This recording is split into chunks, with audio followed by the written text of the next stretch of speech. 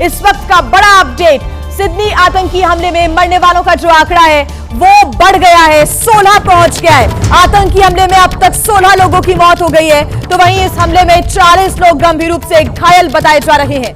उनका इलाज अस्पताल में चल रहा है। साथ ही साथ बड़ा अपडेट ये है कि दोनों आतंकवादियों की पहचान कर ली गई है। नवीद अकरम और उसके पिता पर हमले का आरोप यहां पर है। आपको बता दें कि जवाबी जो कार्रवाई की गई उसके बाद नवीद अकरम जो है वो मारा गया है, तो वहीं उसका जो दूसरा साथी जो कि उसका खुद का पिता बताया जा रहा है उसको पकड़ लिया गया है। नवीद अकरम का जो कनेक्शन है वो पाकिस्तान से निकलकर भी सामने आ रहा है। इस पूरे मामले की जांच पड़ताल लगातार की जा रही है, लेकिन ये ऑस्ट्रेलिया के सिडनी का बोंडाई बीच था जहां पर जश्न का माहौल था, सभी त्योहार मना रहे थे, खुश थे। लेकिन इसी बीच यहां पर दो लोग पहुंचते हैं, बंदूकधारी, तीन बंदूकों को लेकर पहुंचते हैं और यहां पर अंधाधुंध जो फायरिंग है वो करना शुरू कर देते हैं। इस हमले में 16 लोगों की मौत की जानकारी। हमले के बाद अफरा तफरी कैसे मची, लोग अपने आप को बचाने के लिए यहां वहां भागते हुए भी नजर आए। एक हमलावर मारा गया है और दूसरा हमलावर गिरफ्तार कर लिया गया है। अब देखिए, सिडनी हमले से जुड़ी एक और बड़ी जानकारी हम आपको दे दें। पाकिस्तान का कनेक्शन भी सिडनी आतंकी हमले से सामने आया है जुड़ा हुआ। हमले का एक आरोपी नवीद अकरम पाकिस्तान का रहने वाला है। इस्लामाबाद की एक यूनिवर्सिटी में उसने पढ़ाई की थी और सिडनी के अल मुराद इंस्टीट्यूट से इस्लाम की वो पढ़ाई कर रहा था। तो इस्लाम की एक यूनिवर्सिटी से उसने यहां पर इस्लामाबाद की एक यूनिवर्सिटी से उसने पढ़ाई की है और ऐसे में अल मुराद यूनिवर्सिटी जो कि सिडनी में है वहां पर ये इस्लाम की पढ़ाई कर रहा था।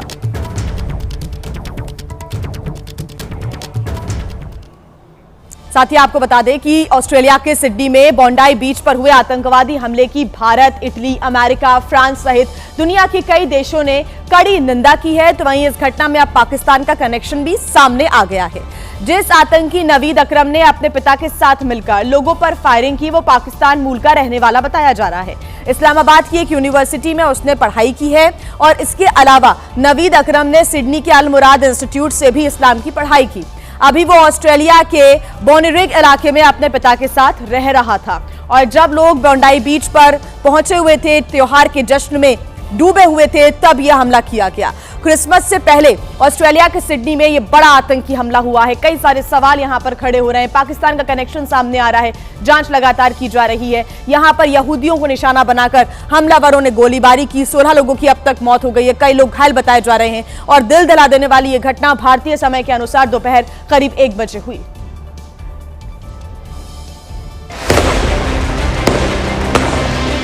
जैसे ही गोलाबारी शुरू हुई, बोंडी बीच पर मौजूद सैलानी घबराकर भागने लगे। किसी को समझ नहीं आया कि अचानक हुआ क्या।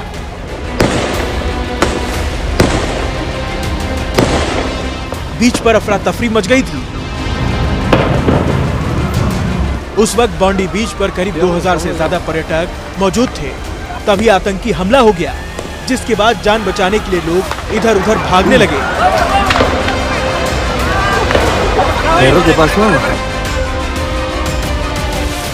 कुछ हमलावर सड़क पर बने फुट ओवर ब्रिज से निशाना बना रहे थे। चुन चुनकर सैलानियों को मार रहे थे। अत्याधुनिक हथियार से अंधाधुंध फायरिंग कर रहे थे। ऐसा लग रहा था मानो सैकड़ों लोगों को मारने की तैयारी से आए हों। आतंकियों ने 2000 लोगों पर करीब 50 राउंड से ज्यादा गोलियां चलाई और कई लोगों की जान ले ली। देखिए, यहूदियों का जो त्योहार होता है वो होता है हनुक्का और इसी त्योहार को सिडनी में बीच पर जो यहूदी हैं वो मना रहे थे। बड़ी संख्या में लोग मौजूद थे। 14 दिसंबर से इस त्योहार की शुरुआत हुई और इसलिए बोंडाई बीच पर उत्सव का माहौल था, जश्न का माहौल था। अचानक हमला होने से चीख पुकार चारों तरफ मच गई, लेकिन उन्हीं सैलानियों में से कुछ लोगों ने हिम्मत जुटाई और हमलावर को पकड़ लिया। 2 हमलावर फुट ओवर ब्रिज से गोलियां मार रहे थे। ड्रोन कैमरे में वो हमला करते दिखे। खिड़की से भी एक व्यक्ति ने हमलावरों की वीडियो बना लिया। हमलावर कमर में बुलेट की बेल्ट बांधकर आए थे। उनमें से एक हमलावर पेड़ की आड़ लेकर फायरिंग कर रहा था और लोगों की वो जान लेता उससे पहले एक व्यक्ति ने दबे पांव जाकर उसे पकड़ लिया, जान पर खेलकर उसे दबोच लिया और कुछ ही सेकंड में आतंकी को जमीन पर पटक दिया। हमलावर जब तक संभलता, हिम्मत वाले ने उस पर बंदूक तान दी और वहां से पीछे हटने को कहा। आतंकी वहां से पीछे हट गया और खुद की जान बचाने की गुहार लगाने लगा। लेकिन जिस हिम्मत वाले ने आतंकी से बंदूक छीना था वो आगे नहीं बढ़ा, क्योंकि फुटओवर ब्रिज पर आतंकी का दूसरा साथी उसे कवर फायर दे रहा था। लेकिन दिलेर व्यक्ति के सामने वो भी रेलिंग का सहारा लेकर छिपता दिखा। बात करेंगे बिहार की, जहां के रोहतास में उस वक्त हालात बेकाबू हो गए जब एक बस की टक्कर से बाइक सवार की मौत हो गई, जिसके बाद आक्रोशित लोगों ने जमकर हंगामा कर दिया। पहले तो गुस्साए लोगों ने बस में जमकर तोड़फोड़ की, फिर भी गुस्सा शांत नहीं हुआ तो सड़क पर ही बस में आग लगा दी। मौके पर पहुंची फायर ब्रिगेड की टीम ने आग पर काबू पाया। वहीं दूसरी तरफ मृतक के परिजनों ने शव को सड़क पर रखकर हंगामा किया। आक्रोशित भीड़ ने पीड़ित परिवार के मुआवजे की मांग की। इस दौरान सड़क पर यातायात प्रभावित रहा। करीब 2 घंटे बाद पुलिस से मिले आश्वासन के बाद लोगों ने सड़क खोली। बताया जा रहा है कि पिकनिक से लौट रही छात्रों से भरी बस ने एक बाइक सवार को टक्कर मार दी। हादसे में उसकी मौके पर ही मौत हो गई, जिसके बाद बस चालक बस को भगाने लगा।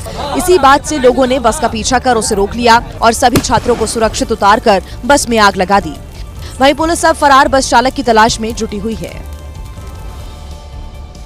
मध्य प्रदेश के आगरमालवा की बात करें तो यहां पर पुलिसकर्मी की सूझबूझ की वजह से एक युवक की जान बच गई। युवक अचानक बेहोश होकर जमीन पर गिर पड़ा था, लेकिन पुलिसकर्मी ने तत्परता दिखाते हुए उसे सीपीआर दिया और उसकी जान बचा ली। सामूहिक विवाह सम्मेलन के दौरान अचानक अफरा तफरी का माहौल बन गया, क्योंकि सम्मेलन में शामिल होने गांव नरवल से आया युवक अचानक जमीन पर गिर गया। पहले घबराहट, फिर हार्ट अटैक जैसे लक्षण दिखने पर मौके पर मौजूद पुलिसकर्मी महेश प्रजापति एक्शन में आ गए और युवक को सीपीआर देना शुरू कर दिया, जिसके कुछ देर बाद युवक ने दोबारा सांस लेना शुरू कर दिया। उससे पहले तो ये लगा कि युवक बचेगा भी कि नहीं। फौरन लोगों की मदद से पुलिसकर्मी ने उसे अस्पताल पहुंचाया, जहां युवक की हालत सामान्य बताई जा रही है। वहीं महेश प्रजापति ने न सिर्फ मानवता की मिसाल पेश की, बल्कि युवक की जान बचाकर दिलेरी का काम दिखाया। इलाके में उनकी खूब प्रशंसा हो रही है। और आइए बात करेंगे देहरादून की, जहां पर डाक पत्थर के पास पिकनिक स्पॉट पर गए लोग अचानक से नदी में पानी बढ़ जाने की वजह से फंस गए थे। सूचना मिलने के बाद एसडीआरएफ की टीम मौके पर पहुंची, सभी का सफल रेस्क्यू किया गया। पानी का बहाव अचानक इतना बढ़ गया कि लोगों के लिए नदी पार करना मुश्किल ही नहीं नामुमकिन था। ऐसे में डाक पत्थर के कटा पत्थर में फंसे लोगों के लिए एसडीआरएफ के जवान देवदूत बन गए और रस्सी के सहारे से एक एक कर सभी लोगों का सफल रेस्क्यू कर लिया। अंधेरा होने की वजह से रेस्क्यू में मुश्किल आई, लेकिन उत्तराखंड एसडीआरएफ के जाबाज जवानों ने टॉर्च की रोशनी में गंभीरता दिखाते हुए सभी को सुरक्षित स्थान पर पहुंचाया। एसडीआरएफ की इस त्वरित कार्रवाई से एक बड़ा हादसा टल गया। वहीं लोगों ने एसडीआरएफ टीम के साहस और सराहनीय कार्य की प्रशंसा की। घटना के बाद प्रशासन ने भी नदी नालों के आसपास जाने से बचने और अचानक जलस्तर बढ़ने की आशंका को देखते हुए सावधानी बरतने की अपील की है। और इस बीच एक बड़ी खबर हम आपको बता दें, कांग्रेस सांसद राहुल गांधी का आज से जर्मनी दौरा शुरू होने जा रहा है। 20 दिसंबर तक जर्मनी के दौरे पर रहेंगे राहुल गांधी। 17 दिसंबर को बर्लिन में प्रवासी भारतीयों को संबोधित भी करेंगे राहुल गांधी। जर्मनी के सांसदों, कई राजनेताओं के साथ उनकी मुलाकात का भी प्रोग्राम है। तो 17 दिसंबर को बर्लिन में प्रवासी भारतीयों के साथ मिलेंगे, उनके साथ बातचीत होगी, संवाद होगा। राहुल प्रवासी भारतीयों को संबोधित भी करेंगे। साथ ही जानकारी मिल रही है कि जर्मनी के सांसदों और नेताओं के साथ भी मुलाकात करेंगे राहुल गांधी। उनका दौरा आज से शुरू होने जा रहा है। और आइए आपको खबर बता देते हैं हम बिहार से, जहां के नवादा में कैदी के फरार होने से हड़कंप मच गया। फरार कैदी की तबीयत बिगड़ने पर सदर अस्पताल में उसको भर्ती कराया गया था। घटना का अब सीसीटीवी फुटेज सामने आ गया है। नवादा सदर अस्पताल के सीसीटीवी तस्वीरों में फरार कैदी शौचालय में घुसता हुआ दिखाई दे रहा है। चंद मिनट बाद वो टॉयलेट से निकला और थोड़ी देर तक गेट पर खड़ा होकर यहां वहां देखता रहा। आसपास किसी पुलिसकर्मी के मौजूद नहीं होने पर कैदी वार्ड से बाहर निकल आया और फिर अस्पताल परिसर से बाहर निकलता हुआ दिखाई दिया। फरार कैदी की पहचान नालंदा जिले के रहने वाले प्रहलाद कुमार सोनी के रूप में हुई है। वो नवादा मंडल कारागार में बंद था। 12 दिसंबर को जेल में उसकी तबीयत बिगड़ने पर उच्च रक्तचाप और हाथ में समस्या के इलाज के लिए उसे सदर अस्पताल के इमरजेंसी वार्ड के कैदी वार्ड में भर्ती कराया गया था। कैदी को हथकड़ी क्यों नहीं लगाई गई? अकेले शौचालय कैसे जाने दिया गया? इन सवालों के जवाब में पुलिस की लापरवाही साफ झलक रही है। तो वहीं अमृतसर में चलती स्कूटी से हुई फायरिंग में 2 लोगों को गोली लगी। महिला को प्राथमिक उपचार के बाद अस्पताल से छुट्टी दे दी गई। वहीं गंभीर रूप से घायल युवक का अस्पताल में अभी भी इलाज चल रहा है। यही वो शख्स है जिस पर अमृतसर के गुरु नानक इलाके में 2 लोगों पर गोली चलाने का आरोप है। ये शख्स गली में तेजी से स्कूटी लेकर घुसा और रास्ते में गुजर रहे शख्स से टकरा गया था। इसी बीच गोली चलने की आवाज सुनाई दी। टक्कर और गोली चलने के बाद स्कूटी थोड़ी सी धीमी पड़ी। युवक ने हाथ में लिए हुए हथियार को देखा और फरार हो गया। गोली लगने से युवक बुरी तरह से तड़पने लगा और गली से गुजर रही महिला को भी एहसास हुआ कि उसे भी हाथ में गोली लगी है। घटना के तुरंत बाद आसपास के लोगों ने घायलों को अस्पताल पहुंचाया। इन्वेस्टिगेशन का पार्ट है भी गोली एक चली है कि 2 चली है फिलहाल पुलिस सीसीटीवी फुटेज को कब्जे में लेकर मामले की जांच कर रही है। पुलिस का दावा है कि आरोपी को जल्द गिरफ्तार कर लिया जाएगा। और आइए सीधा तस्वीरें आपको हम दिखा देते हैं पटना से, जहां पर मंदिर में मौजूद है इस वक्त नितिन नवीन। बीजेपी के राष्ट्रीय कार्यकारी अध्यक्ष नितिन नवीन को बनाया गया है और आज वो दिल्ली पहुंचेंगे, लेकिन उसके पहले आशीर्वाद भगवान का लेने के लिए पटना में मंदिर में पहुंचे हुए हैं। पूजा अर्चना कर रहे हैं, आशीर्वाद ले रहे हैं। एक नई शुरुआत क्योंकि होने जा रही है। सुबह 10 बजे दिल्ली पहुंच जाएंगे नितिन नवीन। एयरपोर्ट पर नितिन नवीन का शानदार स्वागत भी होगा और 11 बजे बीजेपी मुख्यालय में सम्मान होगा। लेकिन उसके पहले आशीर्वाद लेते हुए एक नई शुरुआत क्योंकि होने जा रही है। पार्टी ने एक बड़ी जिम्मेदारी और एक बड़ा भरोसा यहां पर कहीं ना कहीं जताया है नितिन नवीन पर। ऐसे में बीजेपी के राष्ट्रीय कार्यकारी अध्यक्ष बनाए गए हैं नितिन नवीन। बिहार में एनडीए की एक बड़ी जीत हुई। बीजेपी का एक अच्छा प्रदर्शन देखने को मिला और कहीं ना कहीं उसमें एक बड़ी भूमिका निभाते हुए नितिन नवीन नजर आए थे और इसी वजह से पार्टी का भरोसा और नितिन नवीन पर बढ़ता चला गया और एक बड़ी जिम्मेदारी नितिन नवीन को मिली है बीजेपी के राष्ट्रीय कार्यकारी अध्यक्ष के रूप में। इस वक्त वो पटना में मंदिर में मौजूद हैं और पूजा अर्चना कर रहे हैं, भगवान का आशीर्वाद ले रहे हैं ताकि जो शुरुआत है इस नई पारी की वो और सकारात्मक रूप से हो सके। आर्यन आनंद हमारे साथ जुड़े हुए हैं ज्यादा जानकारी के साथ।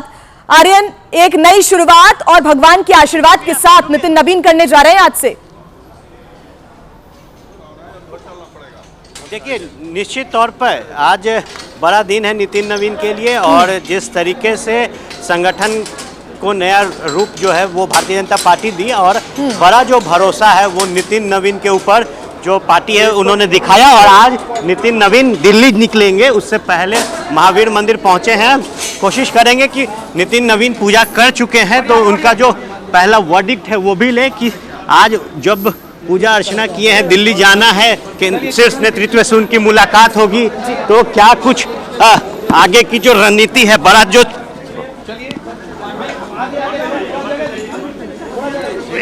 सीढ़ी पे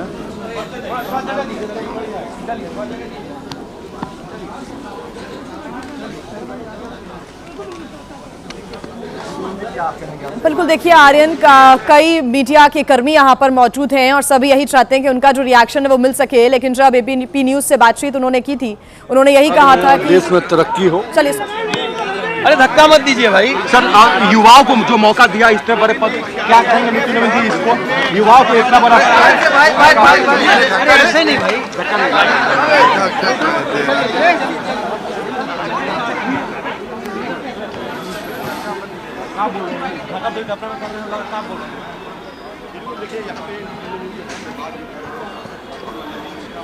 देखिए, एक बड़ा बयान कहीं ना कहीं प्रधानमंत्री ने भी दिया था कि वो इस जिम्मेदारी को लेकर खरा उतरेंगे उम्मीदों पर। ये प्रधानमंत्री ने सोशल मीडिया पर लिखा था।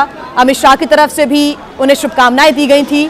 नितिन नवीन भी कहीं ना कहीं इस जिम्मेदारी के बाद से वो यही कहते नजर आए कि पार्टी का जो भी निर्णय होगा उसके हिसाब से आगे चलेंगे और संगठन को और मजबूत करने की यहाँ पर कोशिश होगी। लेकिन फिलहाल देखिए मौजूदगी उनकी पटना में महावीर मंदिर में मौजूद हैं वो और इस वक्त भगवान का आशीर्वाद लेते हुए नजर आ रहे थे और अब उनकी पूजा अर्चना यहाँ पर समाप्त हो गई है। अब वो दिल्ली के लिए रवाना हो जाएंगे। 10 बजे एयरपोर्ट पर उनका दिल्ली में स्वागत होगा और उसके बाद पहुंचेंगे सीधे बीजेपी मुख्यालय जहां पर उनका सम्मान होगा। 11 बजे का वक्त होगा जब नितिन नवीन मुख्यालय में रहेंगे मौजूद बीजेपी के और यहां पर उनका स्वागत सत्कार किया जाएगा। इस वक्त पटना के महावीर मंदिर में पूजा अर्चना करते हुए नजर आए, आशीर्वाद लेते हुए नजर आए और कुछ ही देर में दिल्ली के लिए रवाना हो जाएंगे। उनका पूरा कार्यकाल भी हम आपको बता रहे हैं। आपको बता दें कि कार्यकाल विस्तार के बाद से उनका क्या राजनीतिक सफर रहा। शुरुआती 3 साल के कार्यकाल में 21 विधानसभा अगर नितिन नवीन राष्ट्रीय अध्यक्ष बन जाते, क्योंकि अभी वो राष्ट्रीय कार्यकारी अध्यक्ष है, और अगर उन्हें राष्ट्रीय अध्यक्ष की जो जिम्मेदारी है वो मिलती, तो उनके नेतृत्व में कितने चुनाव होंगे, उनका जो कार्यकाल रहेगा उस बीच उनके सामने बड़ी जिम्मेदारियां क्या कुछ रहने वाली हैं, वो भी हम आपको लगातार बता रहे हैं। 2029 लोकसभा चुनाव, 28 विधानसभा चुनाव होने हैं। 2006 पहली बार उन्हें विधायक चुना गया। नितिन नवीन का जो सियासी सफर है वो भी आपके सामने। एक बड़ी जिम्मेदारी यहां पर बीजेपी ने, पार्टी ने कहीं ना कहीं नितिन नवीन को दी है। बांकीपुर से लगातार 4 बार वो विधायक रहे, 2010 से 2025 तक। 2010 भारतीय जनता युवा मोर्चा के राष्ट्रीय महामंत्री भी बने। महज 45 साल उनकी उम्र है और एक बड़ा भरोसा यहां पर पार्टी ने उनके ऊपर जताया है। 2016 में बिहार भारतीय जनता युवा मोर्चा के वो अध्यक्ष भी रहे और सिक्किम में बीजेपी के संगठन प्रभारी भी बने 2019 में नितिन नवीन। हालांकि अभी वो मीडिया के साथ बातचीत नहीं कर पा रहे हैं, काफी ज्यादा भीड़ है और अब उन्हें सीधा यहां से दिल्ली निकलना है। हालांकि जब उनके नाम का ऐलान किया गया, सभी ने उन्हें बधाई दी, शुभकामनाएं दी। सिर्फ मीडिया से वो मुलाकात करते हुए निकल गए, लेकिन उन्होंने अभी कोई बयान नहीं दिया है। माना जा रहा है कि जब वो दिल्ली पहुंचेंगे उसके बाद वो अपना कोई बयान साझा करें मीडिया के साथ। फिलहाल आप तस्वीरें देख रहे हैं, कुछ देर पहले की तस्वीरें, जब पटना के महावीर मंदिर में नितिन नवीन भगवान का आशीर्वाद लेने के लिए पहुंचे थे और आज उनके लिए बेहद महत्वपूर्ण एक बड़ा दिन है। बड़ी खबर आपको बता दें, दिल्ली एनसीआर में वायु प्रदूषण ने लोगों की मुश्किलों को बढ़ा दिया है। दिल्ली में कई स्थानों पर AQI 500 के करीब और कई जगह तो 500 के पार भी पहुंच गया है। रोहिणी और वजीरपुर में AQI 500 के करीब है। गाजियाबाद, नोएडा की बात करें, गंभीर स्तर पर वायु प्रदूषण इस वक्त पहुंचा हुआ है। हजार्डस सीवियर कंडीशन इस वक्त वायु प्रदूषण की, और इस वजह से हाइब्रिड मोड पर जो स्कूल है उन्हें चलाया जाएगा, यानी कि 50% बच्चे स्कूल में रहेंगे, 50% बच्चे घर पर रहेंगे, ऑनलाइन पढ़ाई की जाएगी। और साथ ही साथ अगर ये स्थिति नहीं सुधरती है तो इसके बाद भी और कठोर जो कदम है वो उठाने की तैयारी है। लेकिन इस बीच सबसे ज्यादा जो दिक्कतें हैं वो बुजुर्गों को आ रही है, बच्चों को आ रही है, गर्भवती महिलाओं से, और जो हृदय रोगी हैं उनसे कहा जा रहा है, अपील की जा रही है कि वो फिलहाल घर से बाहर ना निकले। अगर निकल रहे हैं तो डबल ट्रिपल मास्किंग करके वो अपने घर से बाहर निकले। अलग अलग इलाकों की तस्वीरें और सुबह की तस्वीरें हैं ये। सुबह सुबह जब विजिबिलिटी बेहद कम हो गई थी, AQI बढ़ता चला गया। ठंड जैसे जैसे बढ़ रही है वैसे वैसे जो विजिबिलिटी है वो कम हो रही है और प्रदूषण का स्तर बढ़ता जा रहा है। सुशील हमारे साथ जुड़े हुए हैं ज्यादा जानकारी के साथ। सुशील, ठंड बढ़ रही है, कोहरा बढ़ रहा है, प्रदूषण का स्तर बढ़ रहा है, लोगों की परेशानियां भी बढ़ रही है और अब ग्राफ 4 दिल्ली एनसीआर में लागू कर दिया गया है। लेकिन सबसे बड़ा सवाल यही है कि प्रदूषण से निजात कैसे मिलेगा? जी बिल्कुल, सवाल यही है कि प्रदूषण से निजात कैसे मिलेगा और इसी के लिए ग्राफ 4 सरकार की तरफ से लगाया गया है। स्कूल में जो बच्चे पढ़ने वाले हैं उनको हाइब्रिड मोड पर किया गया है। जो सीनियर सिटीजन हैं जिनका जिक्र भी आप कर रही थी, सबसे ज़्यादा जो अस्थमा के पेशेंट हैं उनको ये सलाह दी गई है कि वो ज़रूरत ना हो तो घरों से बाहर ना निकलें, और अगर निकलते हैं तो जैसा भी आपने बताया कि उनको 2 से 3 लेयर का मास्क पहनना पड़ेगा। सबसे बड़ी बात है कि एक और एयर पोल्यूशन, जहाँ पर एयर क्वालिटी इंडेक्स 400 के पार फिलहाल रिकॉर्ड किया गया है, वहीं जो कोहरा है उससे भी कहीं ना कहीं लोगों को बहुत ज़्यादा दिक्कतों का सामना करना पड़ रहा है। इस टाइम हम देखिए जिया इंडिया गेट के कर्तव्य पथ पर हैं और मेरे ठीक पीछे आपको जो ट्रैफिक है वो दिख रहा होगा। हालांकि ट्रैफिक एडवाइजरी भी जारी की गई है कि तमाम जो गाड़ियां निकल रही हैं वो अपनी गाड़ियों की जो हेडलाइट है वो जलाकर निकल रही है और बहुत स्पीड कम है, ज़्यादा क्योंकि विजिबिलिटी बहुत लो है। यहाँ से कम 30 मीटर की दूरी पर ही इंडिया गेट है, जो देखिए इस कोहरे की वजह से वो दिखाई ही नहीं पड़ रहा है। तो स्थिति बेहद कहीं ना कहीं खराब है इस कोहरे की वजह से, क्योंकि दिल्ली एनसीआर में कोहरे का जो कहर है, जैसे जैसे मौसम बदल रहा है, कोहरे का जो कहर है वो दिल्ली एनसीआर में लगातार जारी है और इसी की वजह से जो ट्रैफिक है उस पर भी इसका भारी असर देखने को मिल रहा है। न केवल सड़कों पर बल्कि आसमान में, यानी कि फ्लाइट्स भी काफ़ी डिले हो रही हैं लगातार। जो देखिए राष्ट्रपति भवन भी यहाँ से नहीं दिख रहा है। वजह यही है कि कोहरा इतना ज़्यादा है कि विजिबिलिटी बेहद कम है। मौसम विभाग की माने तो उनका कहना है कि वेस्टर्न डिस्टर्बेंस की वजह से एक बड़ा जो प्रभाव है वो देखने को मिल रहा है। और हवाओं में बहुत नमी है, हवा चल नहीं रही है, जिसकी वजह से लगातार जो फॉग है वो बना है।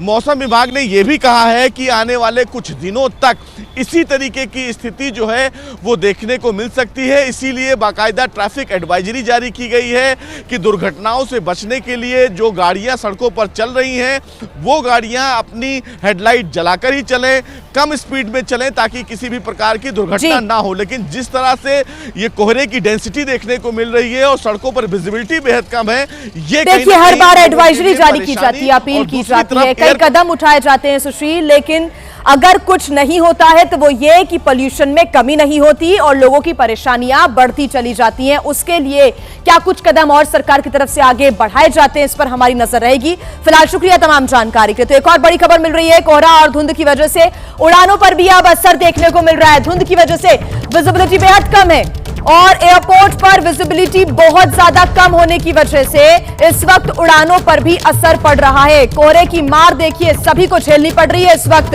कोहरा और धुंध जो कि स्मोक और फोग की वजह से बन रहा है, स्मॉग जिसकी वजह से उड़ानों पर भी असर देखने को मिल रहा है। जो धुंध यहां पर सफेद रंग की छाई हुई है, विजिबिलिटी कम हो गई है और ऐसे में दिल्ली एयरपोर्ट पर विजिबिलिटी कम होने की वजह से अब फ्लाइट्स भी देर से उड़ रही हैं।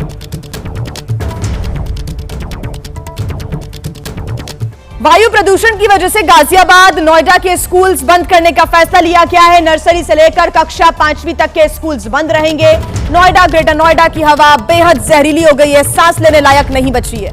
नोएडा, ग्रेटर नोएडा में AQI क्योंकि 500 के पार पहुंच गया है और कई स्थानों पर तो 700 AQI भी दर्ज किया गया। नियमों का उल्लंघन करने पर सख्त कार्रवाई के आदेश भी दे दिए गए हैं। लेकिन यहां पर प्रदूषण से राहत मिलती नजर नहीं आ रही है। प्रदूषण एक बड़ी आफत यहां पर दिल्ली NCR के लोगों के लिए बना हुआ है। खासतौर से अगर हम नोएडा, ग्रेटर नोएडा, गाजियाबाद की बात करें तो यहां पर अब स्कूल्स को भी बंद करने का आदेश दे दिया गया है। नर्सरी से लेकर कक्षा 5वीं तक के स्कूल्स बंद रहेंगे।